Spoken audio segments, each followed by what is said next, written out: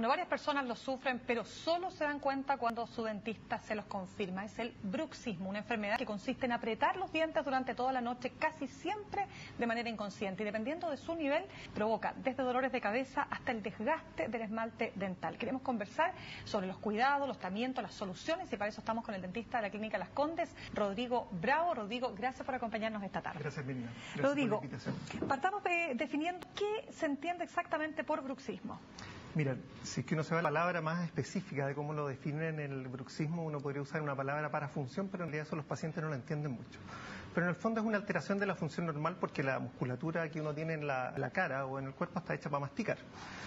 Lo raro es que en el bruxismo se produce este efecto de masticación o de apriete dentario sin control y en forma desordenada, se podría decir.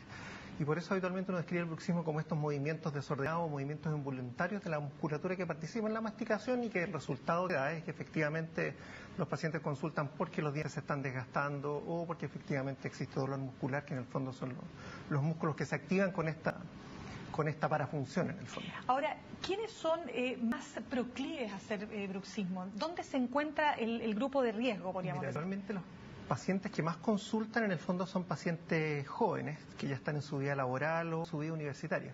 Sin embargo, cada vez uno encuentra más pacientes que consultan, que se van acercando un poco más hacia la niñez.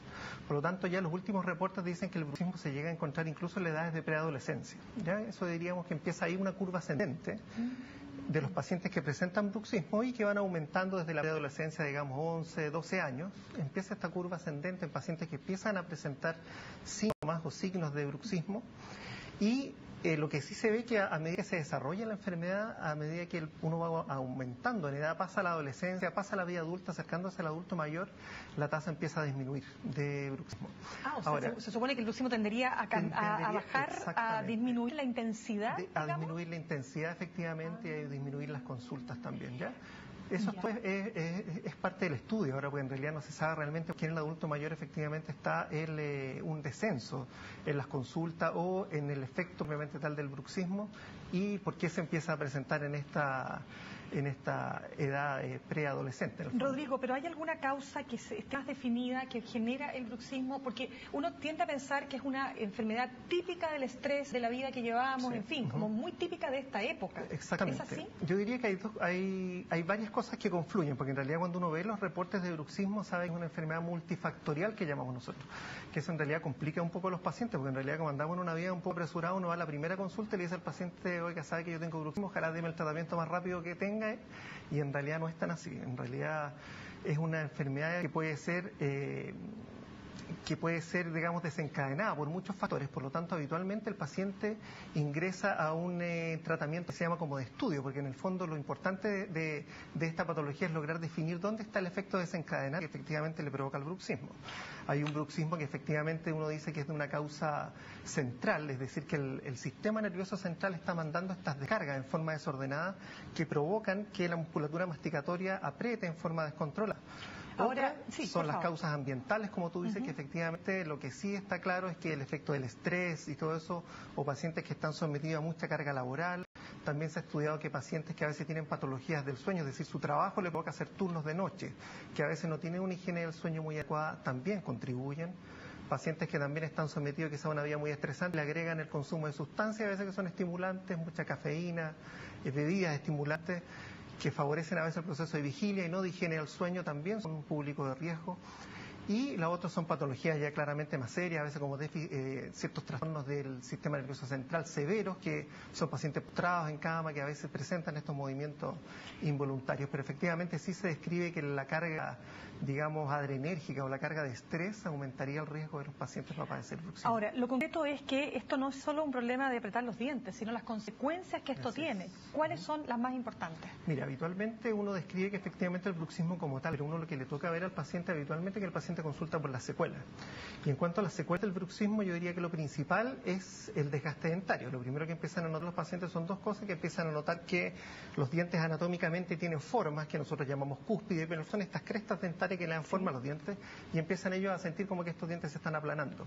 Esa es la primera causa de consulta, diría yo.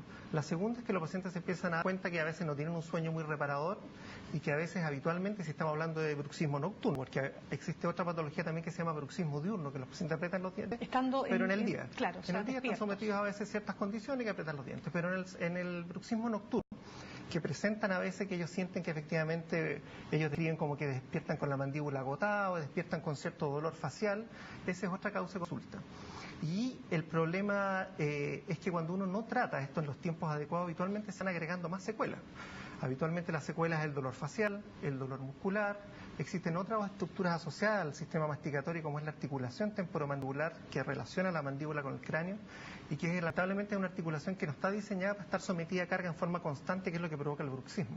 Por lo tanto, no es raro que a largo plazo también los pacientes empiecen con problemas articulares. Ahora, doctor, ¿es efectivo que una persona que no se trata a la larga pueda perder la dentadura? Absolutamente. Se ven los casos dramáticos que me tocaba ver en la universidad, cuando a veces mostraban esos casos que efectivamente ya el paciente no tenía piezas dentarias. O sea, llegaban a un estado que uno denomina estado de raíz del diente, es decir, donde se desgastaba toda la corona del diente, que la corona del diente es lo que se ve, y los pacientes iban desgastando sus dientes hasta que casi no tenían piezas dentarias, se conservaba el efecto la anatomía remanente, que era la raíz dentaria en el fondo. Ahora, pero eso es raro de ver ahora porque los pacientes ya tienen acceso a una consulta más temprana. Ahora, de todas maneras, partiendo por el grupo etario más pequeño, como lo que sería un preadolescente o, claro, en la etapa de la pubertad, hablemos de los 11, 12 años, están formando sus dientes. Entonces, ¿de qué forma se puede tratar a partir de esa edad? Habitualmente aquí lo que uno descansa un poco en la declaración de los padres o los tutores, los que están en contacto con el niño, de los más chicos, porque son ellos los que describen, oiga, sabe que mi hijo o mi sobrino, mi nieto, sabe que en la noche yo lo veo dormir y ese efecto de rechinar los dientes de forma continua.